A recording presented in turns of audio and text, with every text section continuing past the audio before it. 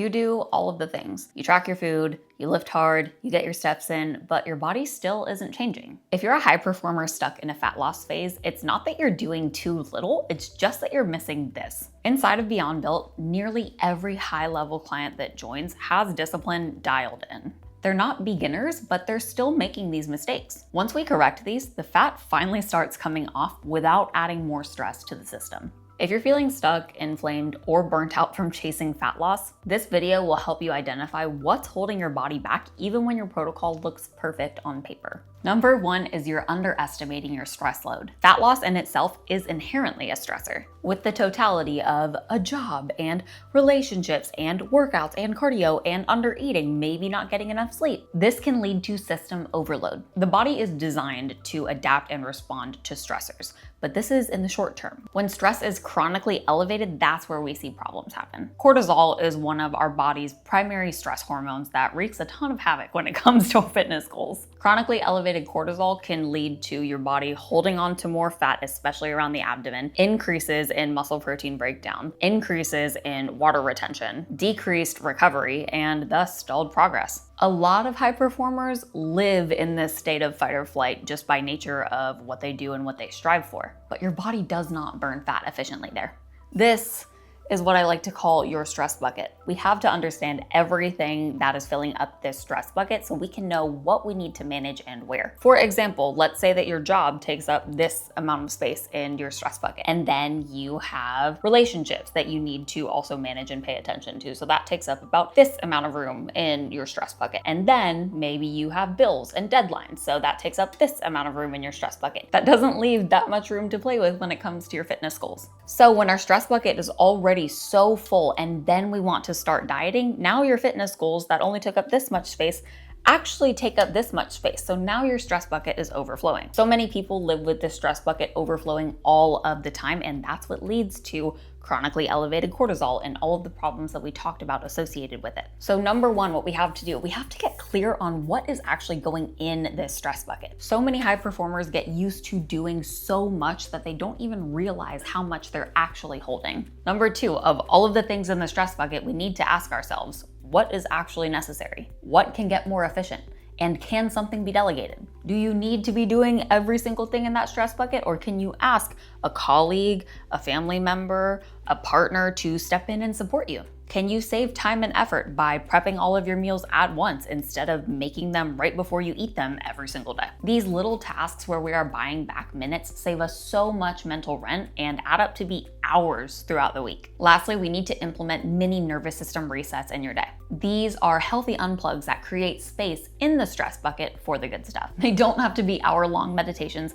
They can be 5 minutes of deep breathing, or quick little meditations, or going for a walk in the sun without your phone. Implementing 1 or 2 of these a day will create massive, massive changes for you in the short and long term. Mistake number 2 is that you're dieting again. The more that you diet, the harder that it is to lose fat, especially if you're a serial dieter. It's not just because you lack the willpower to keep going, it's because of a process called metabolic adaptation. Metabolic adaptation is your body's normal protective response to consistent calorie restriction. Your body is designed to adapt to whatever stimulus you're giving it so that it can survive and thrive. So if you are consistently eating 2,000 calories a day, your body is going to find how to function optimally at that 2,000 calories a day. If you're consistently eating 1,500 calories a day, it's going to do its best to figure out how to optimize its functioning at that calorie level. So when you're in a deficit, especially repeatedly or for long periods, your body does what it's designed to do. It downregulates your energy output so it gets more efficient at doing what it's supposed to do. This means that your body burns fewer calories at rest. This is also known as your BMR.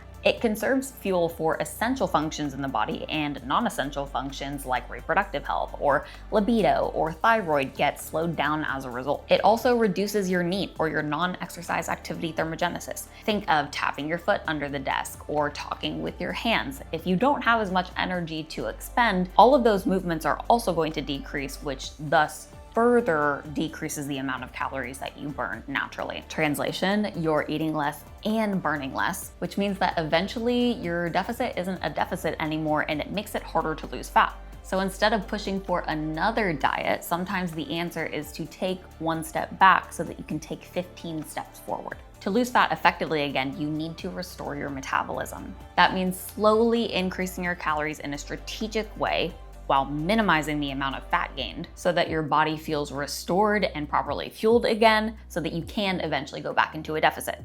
This is what's called a reverse diet. What a reverse diet does is that it rebuilds your metabolic capacity, it normalizes your hunger and satiety hormones, it supports your thyroid and hormone functions, and it also improves training output and recovery. Once you're back up at maintenance after that reverse diet, the rule of thumb is to stay there for as long as you were in that deficit for. Once you go back into a deficit on the other side, the fat is going to come off so much more easily. Number 3 is that you're eating clean, but not consistent. Healthy and calorie deficit friendly are not the same thing.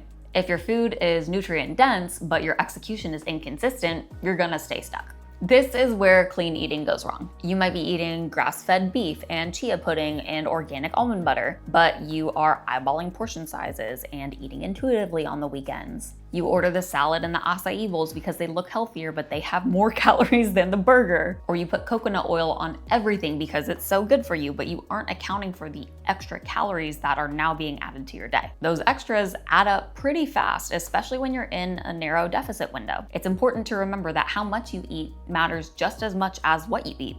There's a huge argument over whether it's quantity or quality. And what matters more? They are both equally as important when it comes to your fitness goals. It is not an either or, it is a both and. To fix this, you want to track everything with a food scale. Don't use measuring spoons or cups. They can be highly inaccurate. You want to weigh everything to the ounce or to the gram. For my high achievers out there, we don't have time to be plugging everything in for every single meal, so pre-track your day. It takes 10 minutes the night before you go to sleep and wake up, and all of your meals are there and ready for you. You save so much time and mental space in your day when you just open up your phone and look and know exactly what you need to eat. When you go out to eat, take a look at the menu before you go so that you can pre-track it in your food logs, and you can also have a game plan of what we need to order in order to hit your macros. If the nutrition facts for the restaurant aren't available online, I recommend that you look at some sort of chain that has something similar, and you can always guesstimate from there. Mistake number 4 is you're training hard, but you're not recovering as hard. You're showing up, you're pushing heavy weights, you're getting all of your cardio in because clearly you don't miss on your commitments, but your strength is plateaued and your body feels run down. That's not always a training issue, that's a recovery issue. Recovery is where you make progress. Training is where you break your muscles down. Recovery is where you build them back and better than before. So if there's no recovery, there's no adaptation. Some signs that you're under recovered could be stalled progress in the gym, so you aren't hitting PRs. You're getting poor sleep. You're sore for days after training. You're not getting a pump in the gym. Your libido is flatlined, or you're seeing an elevated heart rate and a low HRV. You might think that pushing through it to get to the gym and get that session in is going to be better for you, but more is not always better. Half of dieting is stress and fatigue management, and so many people miss this. So how do you make sure that you're properly recovering? Number 1 is you want to make sure that you are properly periodizing your training. If you're always going balls to the wall in the gym, you could be stunting your progress over time and running your body into the ground. We have a free training program that periodizes your training intensity for you, and you can get it in the link in the description. You also want to deload about every 6 to 8 weeks. This will give your body the rest that it needs to be able to come back better and stronger and hit PRs again in the next block. Scheduling these in regularly, make sure that you're getting ahead of your recovery and not just catching it when you feel completely overtrained and burned out. Lastly, you need to be getting 7 to 9 hours of sleep every single night. For my men, you guys can get closer to that 7-hour mark. For my women, we need closer to that 8 to 9. Sleep is when our bodies are repairing itself from the day that you just had. Without sleep, you will not perform and you will not respond. Your body will show and feel it after just a few days of inadequate or poor sleep. Number 4 is you're ignoring your biofeedback because you're just pushing through. Most high performers normalize dysfunction because they're used to just grinding and getting it done. You don't have to live in this state, you're just disconnected from your body's signals. Biofeedback is like your body's performance report card. Low energy means that we're not getting enough sleep, not getting enough food, or we have too much stress. Poor sleep means that we either aren't making time for it or we're a little overstimulated. Bloating means that we have some gut issues we need to deal with, we're not properly timing or structuring our meals, or we have too much stress going on. These aren't just optional signs that we get to pay attention to whenever we want to. These are metrics that we have to track, just like we track our training logs or our body weight. Ignoring biofeedback is like ignoring the engine light when you're driving just because you're driving fast. You will eventually break down no matter how on track you feel. So how do you start paying attention to your biofeedback? Track these 5 biofeedback markers weekly: sleep, stress, hunger, digestion, and energy. Rate them on a scale of 1 to 10.